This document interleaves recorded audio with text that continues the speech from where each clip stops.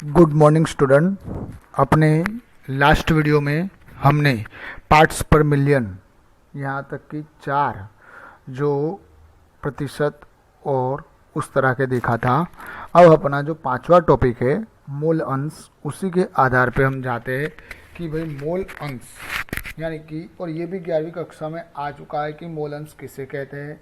फिर भी हम उसकी परिभाषा के आधार से आगे बढ़ते हैं। तो मूल अंश की परिभाषा के आधार से उसका जो इक्वेशन है अवयव का मूल अंश, अवयव यानी कि विलय और विलायक कोई भी हो सकता है जो आपको बता चुके थे। तो अवयव के मोल की संख्या बटे सभी अवयव के मोल की संख्या। जैसे कि अपने एक एग्जाम्पल के आधार से मूल अंश निकालना सीखते हैं कि मान लो एक विलय है जो 3 मोल है और विलायक के कितने मोल है, 7 मोल है। विलयन, विलय प्लस विलायक कितने मोल हो जाएगा, 10 मोल। विलय कितने मोल है, 3 मोल। विलायक कितने मोल है, 7 मोल। तो विलयन कितना हो जाएगा, 10 ml। कैसे, तो विलयन इज इक्वल टू क्या होगा, विलय प्लस विलायक इज इक्वल टू कितना हो जाएगा, 10 ml। अब यहाँ पे जो विलय का मोल अंश निकालने के लिए, विलय का मोल अंश हम किसका निकाल रहे हैं, विलय का।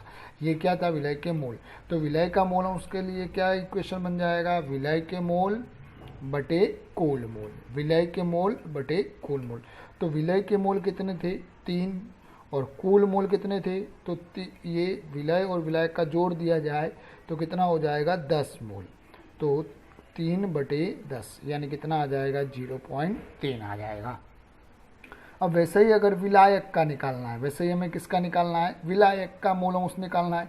तो यहाँ पे आप क्या लिखोगे, विलायक के मोल बटे कुल मोल। तो विलायक के मोल कितने हो जाएंगे, 3 की जगह कितने हो जाएंगे, 7। तो 7/10 यहाँ पे कितने आ जाएगा, 0.7 आ जाएगा। अब विलय और विलायक दोनों के मोल अंश का अगर जोड़ करोगे, मैं दोबारा बोल रहा हूँ, विलय का मोल अंश और विलायक का मोल अंश, दोनों के मोल अंश का जब आप जोड़ करोगे तो दोनों के मोल अंश का जोड़ कितना आएगा, 1 आएगा। दोनों के मोल अंश का जोड़ कितना आता है, ऑलवेज 1 आएगा। और अगर मान लो इसी इक्वेशन के आधार से डायरेक्ट अगर आपके पास विलय के मोल अंश है, आपके पास विलय के मोल अंश है, तो आप विलायक के निकाल सकते हो। कैसे, तो ये उसका इक्वेशन है, विलय के मोल अंश प्लस विलायक के मोल अंश इज इक्वल टू 1। तो अपने इक्वेशन का कर्ता विलायक के मोल अंश को इक्वेशन का कर्ता बना देंगे। तो ये विलय के मोल अंश कहाँ चले जाएंगे, बराबर के उस साइड। तो विलायक के मोल अंश इज इक्वल टू क्या हो जाएगा, 1 माइनस विलय के मोल अंश इज इक्वल टू 1 माइनस अगर 0.3 करेंगे तो कितना आ जाएगा, 0.7। इस तरह से विलय और विलायक के मोल अंश ज्ञात किए जाते हैं। आपको मोल अंश निकालना बहुत ही आसान है, जो आ जाएगा, केवल इतना करना है, जिसका भी आपको मोल अंश निकालना है उसके मोल बटे कुल मोल। जैसे यहाँ हमें विलय का मोल अंश निकालना था तो हमने विलय के मोल बटे कुल मोल कर दिया। अगर मान लो विलायक का मोल अंश निकालना है तो विलायक के मोल बटे कुल मोल।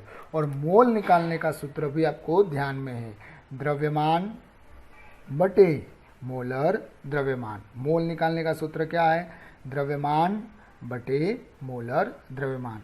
आशा रखता हूँ कि ये मोल अंश का जो टॉपिक है आपको समझ में आ जाएगा। इसके आधार से कई सवाल है जो हम पीछे देखेंगे। अब इसका आप स्क्रीनशॉट निकाल दीजिए जिससे कि ये पूरा टॉपिक आपको लिखने में आसानी हो जाए।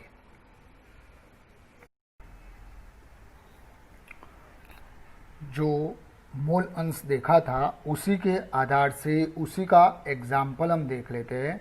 एग्जाम्पल में आपको लिखा है इथिलीन ग्लाइकॉल, आपको लिखा है इथिलीन ग्लाइकॉल के मोल अंश की गणना करो।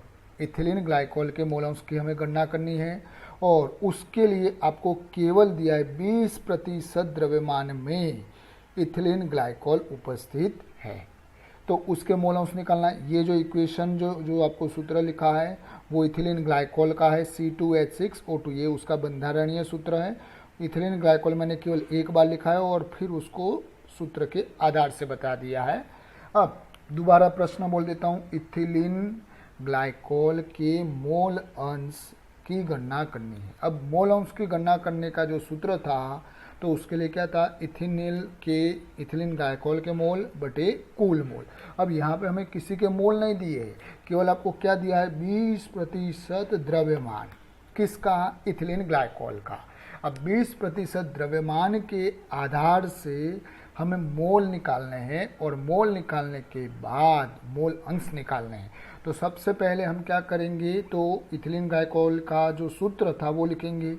इथिलीन ग्लाइकोल के मोल अंश इज इक्वल टू क्या होगा, इथिलीन ग्लाइकोल के मोल बटे कुल मोल, इथिलीन ग्लाइकोल के मोल बटे कुल मोल।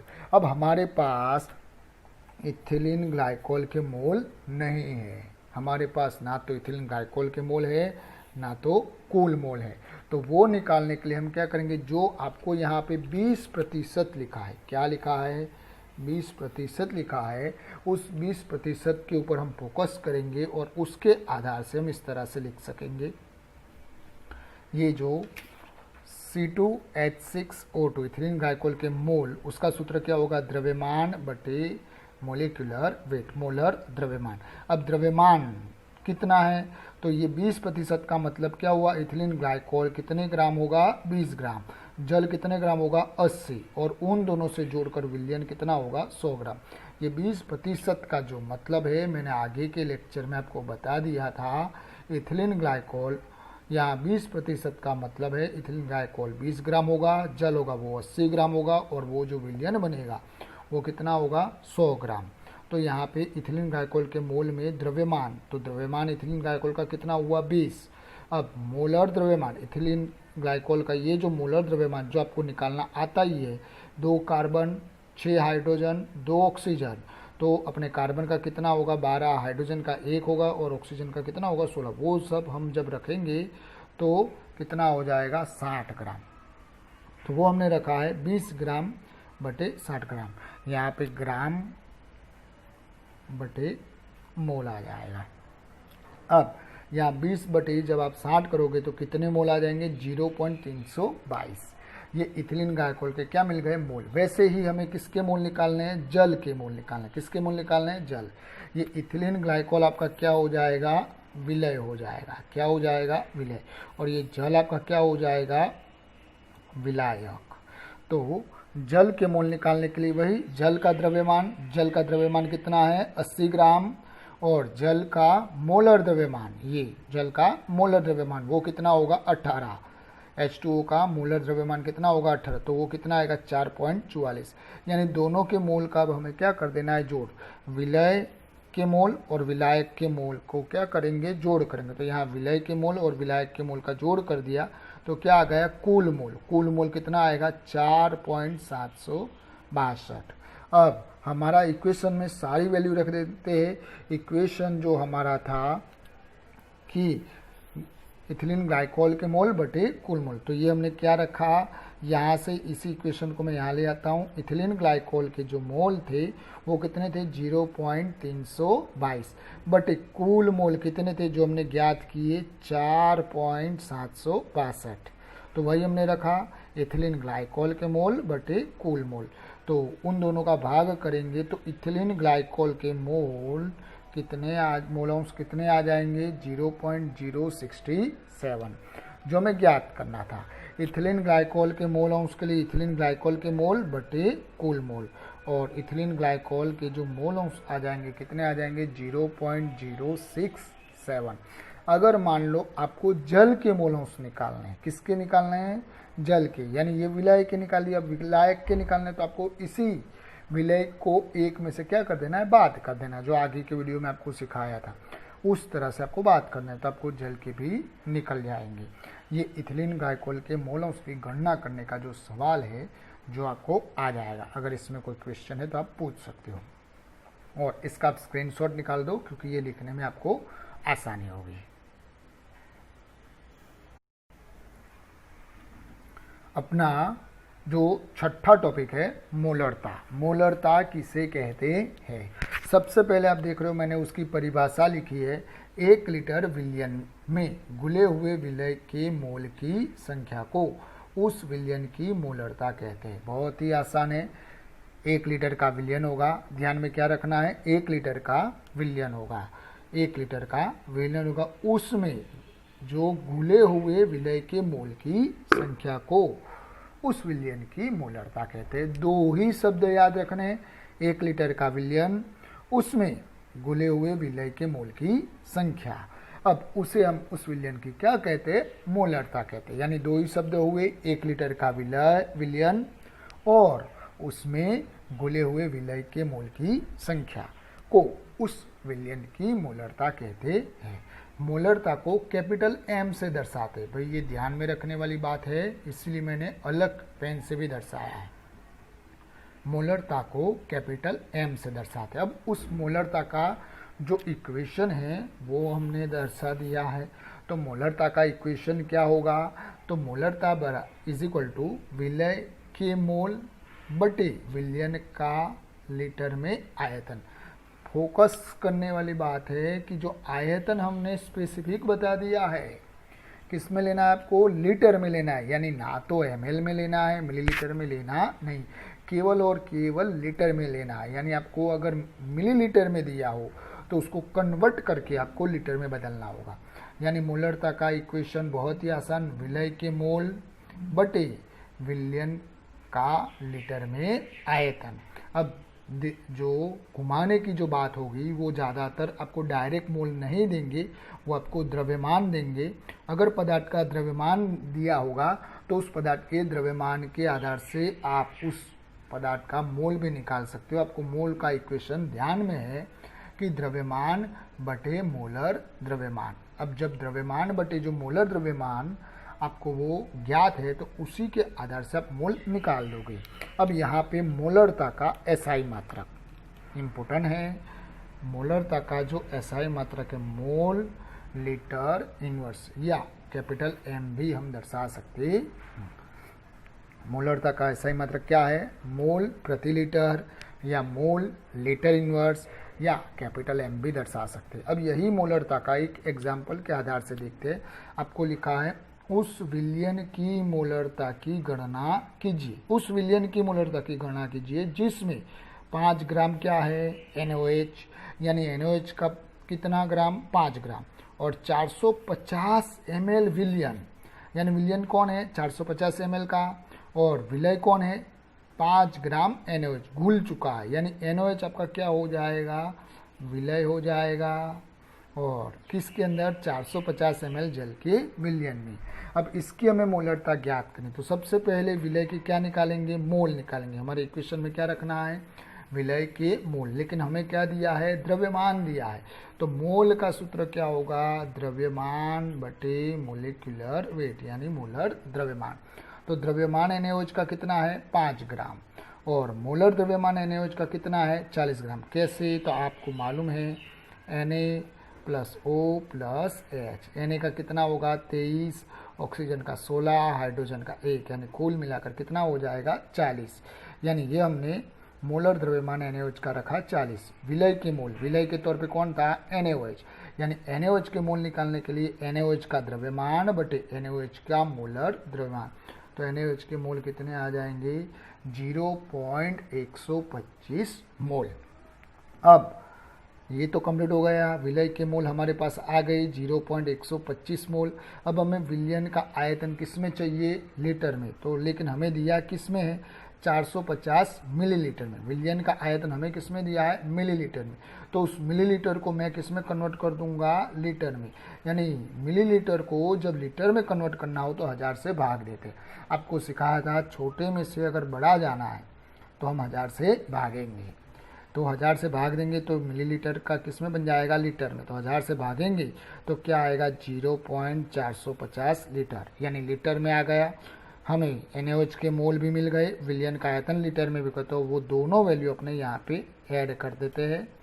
अब वो जब ऐड करेंगे तो विलय के मोल कितने हो जाएंगे? 0.125 मोल। विलय के तौर पे कौन है? NaOH।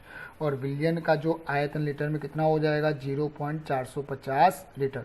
दोनों का जब हम भाग करेंगे तो वैल्यू क्या आएगी? 0.278। आप भी कर दीजिएगा। और मोल बटे लीटर, मोल बटे लीटर ना लिखना हो तो मोल लीटर इनवर्स भी लिख सकते हैं, या मोल लीटर इनवर्स ना लिखना हो तो कैपिटल एम से भी दर्शा सकते हैं। एसआई मात्रक लिखनी आवश्यक होती है, क्योंकि जब आप एग्जाम में एसआई मात्रक ना लिखो तब उसके आधा नंबर भी काट सकते हैं। आशा रखता हूँ ये मोलरता का टॉपिक भी आपको समझ में आ गया होगा। इसका भी आपको स्क्रीनशॉट ले लेना है जो आपको लिखना है। अब अपना 7वां टॉपिक है मोललता। क्या है 7वां टॉपिक? मोललता। ध्यान में रखना है, उसमें और इसमें कई बार कन्फ्यूज़न होती है। मोलरता और ये क्या है? मोललता। मोललता को स्मॉल एम में दर्शाया जाता है। मोललता को किस में दर्शाया जाता है? स्मॉल एम में। अब उसी की परिभाषा देखते हैं। सबसे पहले मोललता की परिभाषा क्या है? तो 1 किलोग्राम विलायक में उपस्थित विलय के मोल की संख्या के रूप में परिभाषित किया जाता है। बहुत ही सिंपल है। यहाँ पे भी 2 शब्द याद रखना है। 1 किलोग्राम विलायक होगा और उसमें उपस्थित मोल की संख्या। 1 किलोग्राम विलायक और उसमें उपस्थित विलय के मोल की संख्या के आधार से मोलरता को परिभाषित किया जाता है। अब वहाँ पे भी 1 लीटर आयतन था और उसमें घुले हुए मोल की संख्या थी। यहाँ पे भी वैसा ही है, आयतन। यहाँ वहाँ हमने विलयन का लिया था और यहाँ ध्यान में रखना है विलायक का है। यहाँ किसका है? विलायक का। वो थोड़ा सा अंतर है। और विलायक का जो द्रव्यमान आपको कितना लेना है? 1 किलोग्राम। और विलय के मोल की संख्या जो 1 किलोग्राम में उपस्थित होगी वो उसके आधार से परिभाषित किया जाता है। बहुत ही आसान टॉपिक है। अब मोलरता का जो इक्वेशन है, मोललता का जो इक्वेशन है वो वैसा ही जैसे आगे हमने देखा था, विलय के मोल बटे विलायक का किलोग्राम में द्रव्यमान। विलय के मोल बटे विलायक का किलोग्राम में द्रव्यमान। दोबारा बोल देता हूँ कि जो मोल ना दिया हो और द्रव्यमान दिया हो तो द्रव्यमान के आधार से हम क्या निकाल सकते हैं? मोल निकाल सकते हैं। और मोल का सूत्र आपको पता ही है, द्रव्यमान बटे मोलर द्रव्यमान।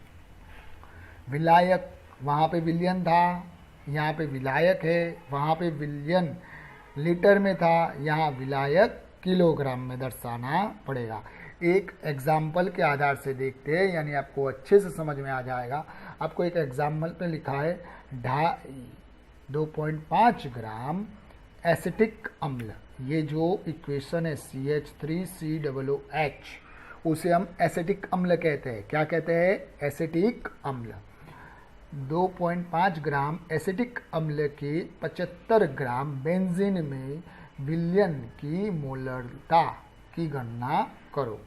अब यहाँ पे विलय कौन हुआ? स्वाभाविक सी बात से 2.5 ग्राम है, यानी कि एसिटिक अम्ल वो अपना विलय है और 75 ग्राम बेंजीन वो अपना विलायक है। अब यहाँ पे देख सकते हो आपको ग्राम में दिया है और हमारा इक्वेशन तो क्या है? विलय के मोल। तो ये इसके मोल निकालने हैं। एसिटिक अम्ल के हमें क्या निकालने हैं? मोल।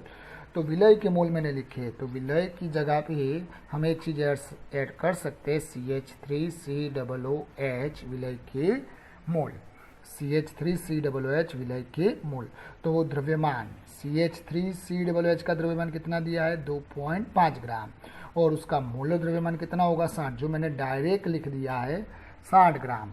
CH3COOH का मोल द्रव्यमान कितना होगा? 60। आपको मोल द्रव्यमान निकालना आता है।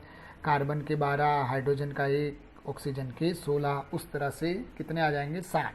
यानी विलय के मोल के लिए द्रव्यमान बटे मोलर द्रव्यमान। तो एसिटिक अम्ल के मोल कितने आ जाएंगे? 0.0470 मोल। अब विलायक हमें किस में चाहिए? किलोग्राम में चाहिए।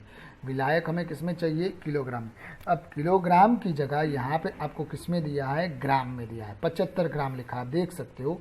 जो हमारा जो सवाल है उसमें क्या लिखा है? 75 ग्राम। तब 75 ग्राम को मैं किस में कन्वर्ट कर दूंगा? किलोग्राम में। अब छोटी संख्या को बड़ी संख्या में रूपांतर करने के लिए हम 1000 से भाग देते हैं। तो 75 बटे 1000 करोगे तो आपके पास 0.075 किलोग्राम आ जाएगा। फिर सारी वैल्यू अपने पास आ गई, मोल में भी आ गया विलय और विलायक किलोग्राम में भी आ गया। तो अपने इक्वेशन में रखते हैं विलय के मोल कितने हैं? 0.0470 और विलायक का किलोग्राम में द्रव्यमान कितना होगा? 0.075 किलोग्राम। यहाँ पे ये मोल में आ जाएगा और ये किलोग्राम में आ जाएगा।